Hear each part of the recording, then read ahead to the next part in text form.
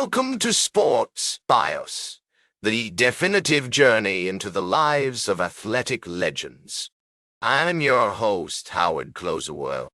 Today, we embark on a fascinating exploration of the life and career of Rollie Fingers, the iconic relief pitcher whose distinctive handlebar mustache and unparalleled skill on the mound captivated baseball fans for decades. As we delve into the remarkable story of Rollie Fingers, you'll discover a complex, intriguing individual, shaped by his early life experiences in the heartland of America. Born on August 25, 1946, in Steubenville, Ohio, Roland Glenn Fingers grew up in a modest household with his parents, George and Edith Fingers. The industrial town nestled along the Ohio River was a hub of steel production, with the din of factories and the smell of smoke hanging in the air. It was here, amidst the rolling hills and picturesque landscapes of eastern Ohio, that Rollie's life would take shape. His childhood home, a cozy two-story house on Ridge Avenue, stood as a testament to the Fingers family's modest yet comfortable existence. As we explore the formative years of Rollie Fingers, it becomes clear that his early life was marked by a strong sense of community and family values. The tight-knit neighborhoods of Steubenville played a significant role in shaping Rollie's personality and character. He attended local schools, including Steubenville High School, where he developed a passion for sports, particularly baseball and football. Rollie's athletic talents earned him recognition from his peers and coaches, and he began to dream of a future in professional sports. The 1950s and early 1960s were a time of great change and upheaval in America, with the civil rights movement gaining momentum and the country on the brink of social revolution. Steubenville, however, remained a relatively insulated community, where traditional values and small-town charm prevailed. Rollie's upbringing in this environment would later influence his perspective on the game of baseball and his place within it. As he navigated the challenges of adolescence, Rollie found solace in the familiar rhythms of small-town life, attending church services at the local Methodist church, playing ball with friends in the nearby park, and exploring the surrounding countryside. Rollie's family played a vital role in shaping his early years. His father, George Fingers, worked as a machinist at the local steel mill, providing for the family through hard work and dedication.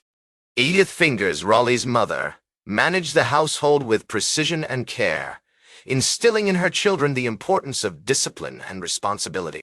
The Fingers family was close-knit, often gathering for Sunday dinners and family outings to the nearby woods. As we consider the historical context of Rollie's early years, it is striking to note the significance of the era in which he grew up. The post-war period saw a surge in economic growth and social change, with the rise of suburbanization and the growth of the middle class. Steubenville, however, remained a town rooted in its industrial past, where traditional values and community ties ran deep. The summer months were a special time for Rollie, filled with endless days of playing ball, exploring the woods, and swimming in the nearby river. It was during these idyllic summers that Rollie developed his passion for baseball, honing his skills on the local sandlots and dreaming of one day making it to the big leagues. The 1960s, a decade marked by social change and cultural upheaval, would prove to be a transformative period in Rollie's life, as he navigated the challenges of professional baseball while remaining true to his roots and values. The 1960s were a time of great change in America, with the civil rights movement gaining momentum, the Vietnam War escalating, and the counterculture movement taking shape. In the world of baseball, the decade saw the rise of talented young players like Tom Seaver, Willie Stargell, and Reggie Jackson. Rollie Fingers, with his distinctive handlebar mustache and charismatic personality, was about to become an integral part of this exciting new landscape. Rollie's journey to the major leagues began in 1964, when he signed with the Kansas City Athletics as a free agent. The team's general manager, Pat Friday, had seen Rollie pitch in a minor league game and was impressed by his raw talent and poise on the mound. After a brief stint in the minors, Rollie made his major league debut on September 15, 1965, against the Detroit Tigers. The early years of Rollie's career were marked by struggle and perseverance. He bounced between the starting rotation and the bullpen, trying to find his niche and establish himself as a reliable pitcher. In 1968, however, Rollie began to find his footing, posting a 4.6 record with a 2.9 ERA in 44 appearances out of the bullpen. The following season, 1969, would prove to be a breakout year for Rollie.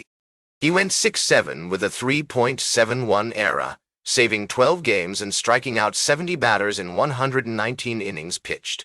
His performance earned him recognition from fans and coaches alike, and he began to establish himself as one of the top young relief pitchers in the American League. As Rollie's career gained momentum, he found himself at the forefront of a new era in baseball. The late 1960s and early 1970s saw the introduction of the designated hitter rule, the expansion of the league to new cities like Seattle and Kansas City, and the emergence of talented young players from Latin America and other parts of the world. Rollie's experiences during this period were shaped by his interactions with teammates, coaches, and opponents.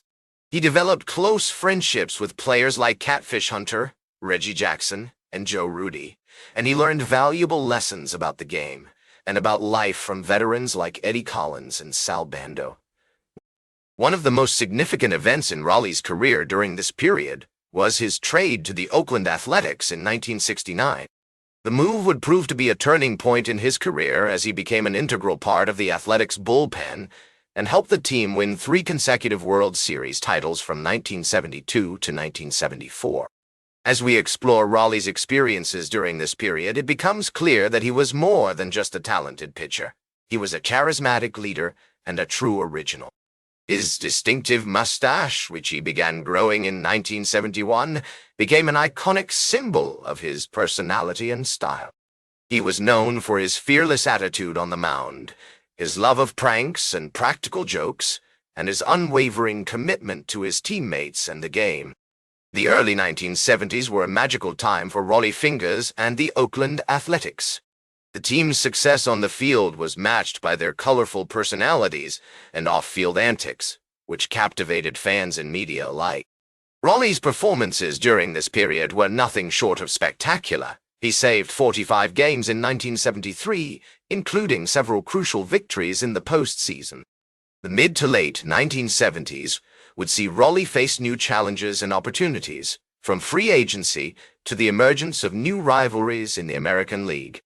As the 1970s progressed, Rollie continued to dominate on the mound, earning numerous accolades and setting records for saves and relief appearances. In 1975, he saved 24 games for the Oakland Athletics, helping the team win their 5th consecutive division title. However, the team's success was short-lived, as they were defeated by the Boston Red Sox in the American League Championship Series. In 1976, Rollie became a free agent and signed with the San Diego Padres, where he would spend the next 6 seasons.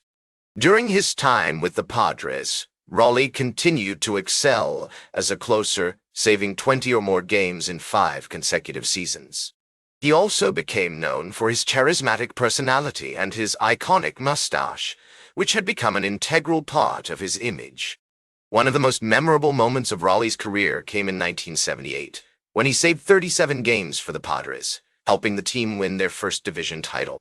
However, the team was ultimately defeated by the Los Angeles Dodgers in the National League Championship Series. As the 1980s approached, Rollie began to slow down, and his save totals started to decline. In 1981, he was traded to the New York Yankees, where he would spend 2 seasons before being released. Rollie then signed with the Milwaukee Brewers, where he would play out the final 2 years of his career. Despite his declining performance on the mound, Rollie remained a beloved figure in baseball, known for his wit, charm, and generosity. He was an active participant in charity events and was always willing to lend a helping hand to his teammates and opponents alike. In 1992, Rollie was elected to the National Baseball Hall of Fame, a testament to his incredible career and his enduring legacy as one of the greatest relief pitchers in baseball history. Today, Rollie remains involved in the game he loves, attending baseball events, and sharing his insights with fans and media alike. As we reflect on Rollie Fingers' remarkable career, it's clear that he left an indelible mark on the game of baseball. His dominance on the mound, his charismatic personality, and his commitment to his teammates and the game itself have made him a beloved figure among fans and players alike. As the great baseball writer Roger Angell once said, Rollie Fingers is a reminder that baseball is a game of personalities as well as performances. And what a personality Rollie has! A true original, with a heart of gold and a spirit that will always be remembered. In closing, I'd like to leave you with a quote from Rollie himself, who once said, "Baseball is a game of failure, but it's also a game of triumph." And I've been fortunate enough to experience both. Well, Rollie, we're grateful for the triumphs, and we're honored to have had the chance to share your story with our listeners. That's all for today's Sports Bios. Remember to like, share, and subscribe. And until next time, I'm Howard Closewell reminding you to keep shooting for your goals.